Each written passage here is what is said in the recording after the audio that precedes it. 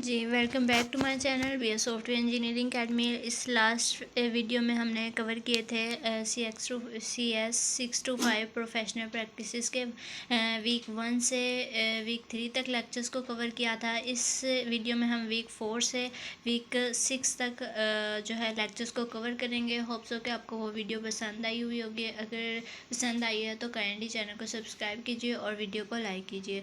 तो चलते हैं हम अपने वीडियो की तरफ। आपका टाइम बहुत इंपॉर्टेंट है तो हम अपने आपके टाइम को वेस्ट नहीं करना चाहते। तो लेट्स स्टार्ट। इसका टॉपिक वीक 4 है एनाटॉमी ऑफ सॉफ्टवेयर हाउस। ये एक सॉफ्टवेयर हाउस के बारे में हमें बताएंगे। इंट्रोडक्शन है।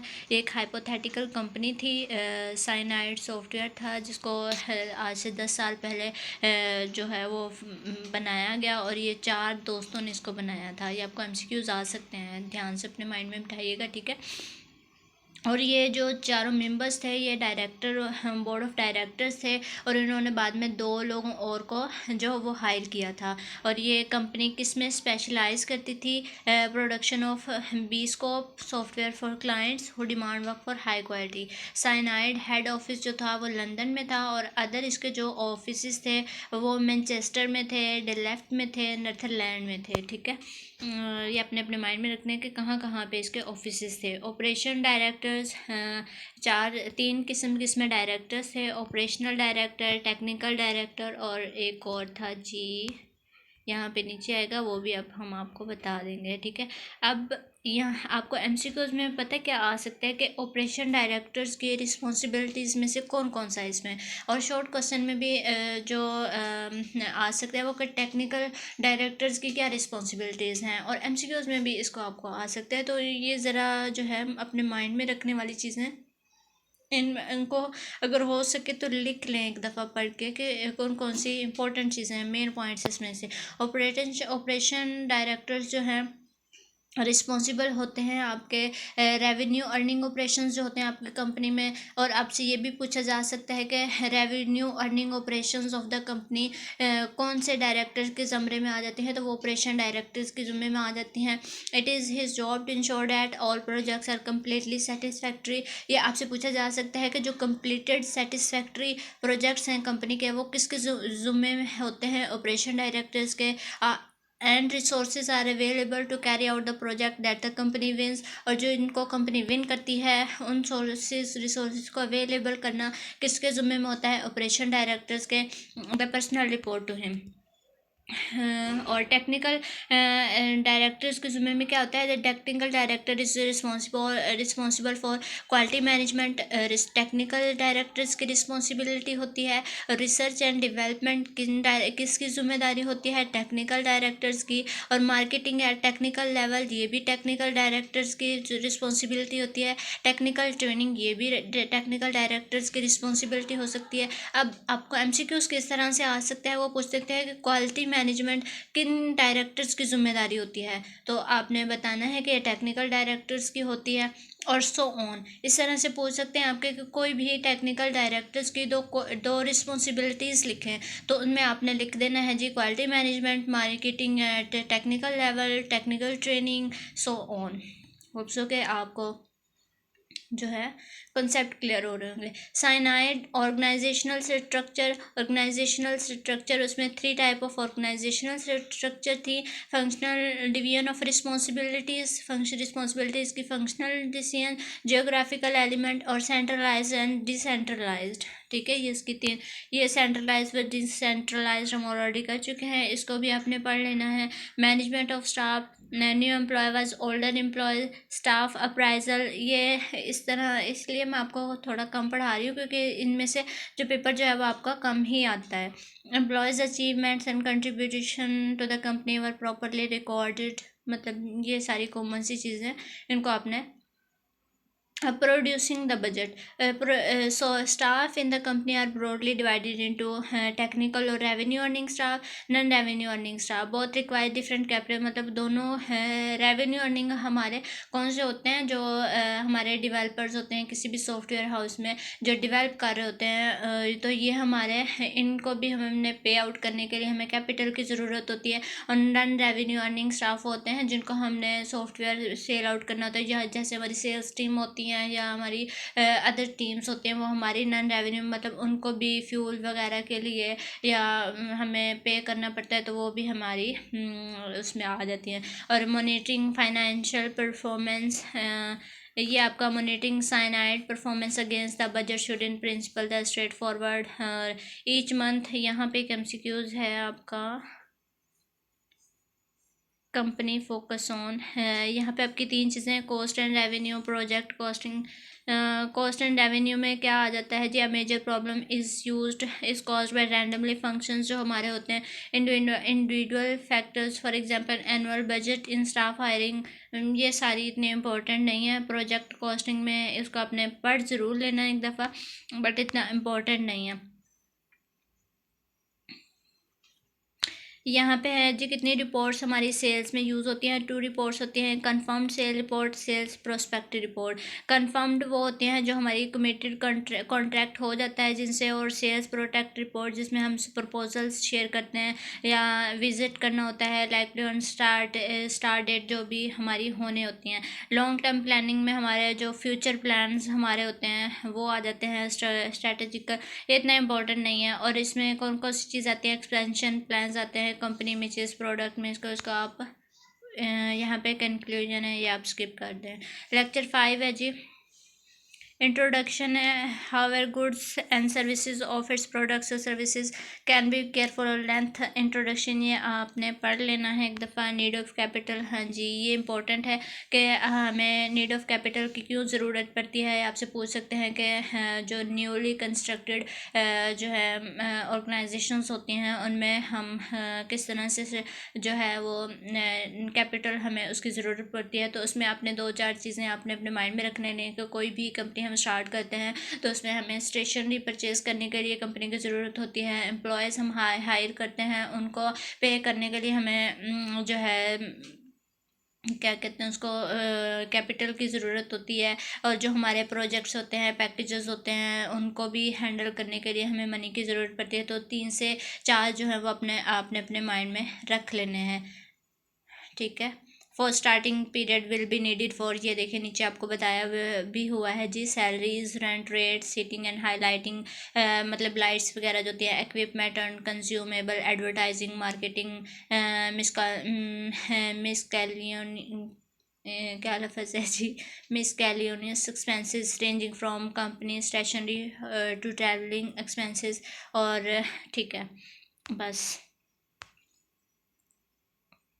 ये आप स्किप कर सकते हैं अगर करना चाहें, बट एक दफ़ा रीड आउट ज़रूर कीजिएगा। हाँ जी, सोर्स ऑफ फंड्स आपको पूछ सकते हैं कि कितने सोर्स ऑफ फंड्स हैं। तो बेसिकली हमारे पास 3 सोर्स ऑफ फंड्स हैं, ग्रांट्स हैं, लोन्स हैं और सेल ऑफ इक्विटी है।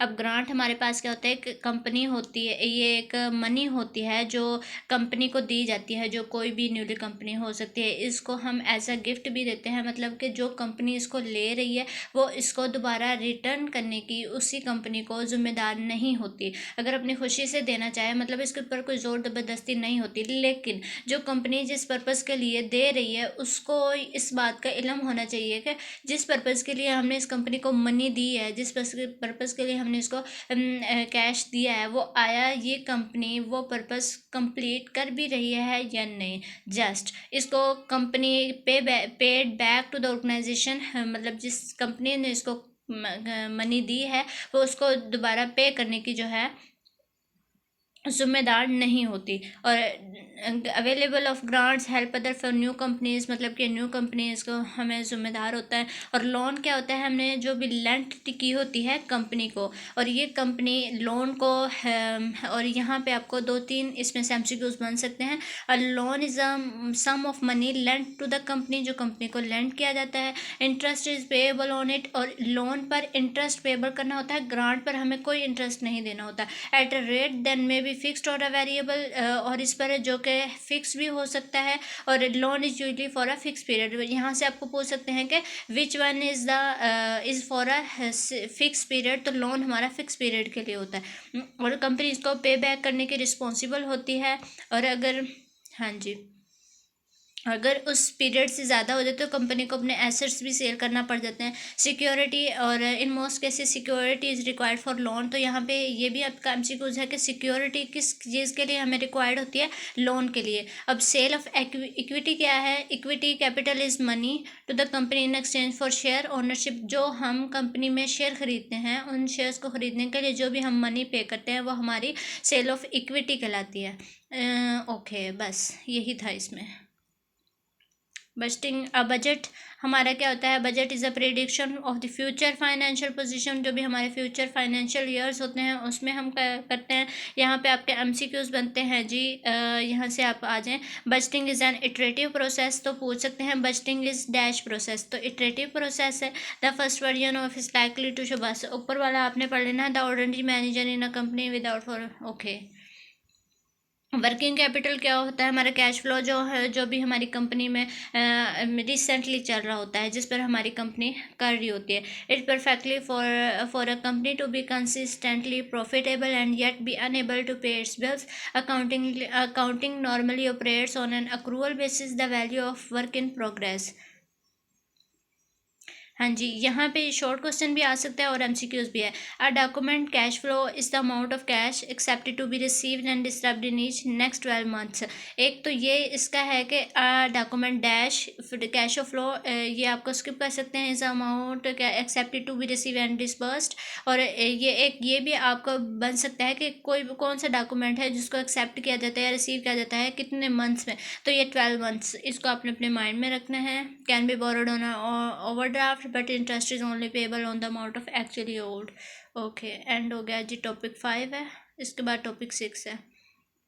सॉरी, ये टॉपिक 6 है हमारा। वीक 6 है। वीक 5 जो था लास्ट था, ये हमारा लास्ट है। ये गलती से लिखा गया है, इसको आप करेक्ट कर लीजिएगा। 50 स्लाइड्स में भी आप देख सकते हैं हमारा वीक 6 है। ओके, इंट्रोडक्शन है जी। ह्यूमन रिसोर्स मैनेजमेंट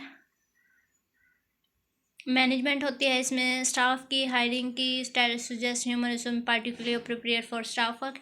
इसमें से आपका ज़्यादा पेपर नहीं आता। इसमें कुछ चंद एमसीक्यूज़ हैं, वो अब मैं आपको बता देती हूँ।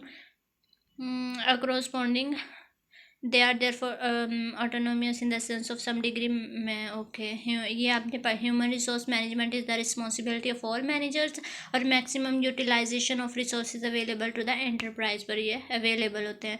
और long term strategies in style, ये आपने पढ़ लेना है एक दफ़ा। कमिटमेंट टू द ऑर्गेनाइजेशन, ये भी आपने पढ़ लेना है, इतना इम्पोर्टेंट नहीं है। ये फर्स्ट लाइन आप देख लें। The real changes is to shift employ attitude for mere compliance with rules at work commitment and self motivation। Self management, हाँ जी, ये आपको पूछा जा सकता है कि जो सेल्फ मैनेजमेंट है ये team working is a vital element. वो पूछ सकते हैं कि ये किस चीज़ में आ जाता है ये टीम वर्क। तो ये सेल्फ मैनेजमेंट में आता है। सेल्फ मैनेजमेंट में जो टीम वर्किंग है वो एक वाइटल रोल प्ले करता है। ठीक है, इस तरह से आपको घुमा फिरा के एमसीक्यूज देते हैं। मतलब कि आपने पढ़ा तो सब कुछ होता है, बट ये पॉइंट्स याद रखना बहुत ही डिफिकल्ट होता है इतना। और मतलब पेपर इसका बहुत ही आसान। Direct and regular face to face contact between managers and workers is एम्फासाइज्ड।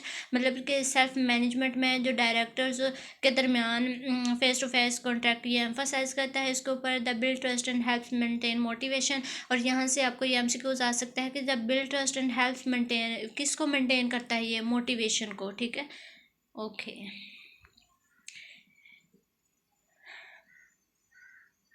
On iterary perspective, the entire enterprise is regarded as analog to a team on focus of loyalty and focus and one focus of authority। MCQs है ये कि ये किस चीज़ में आ जाता है?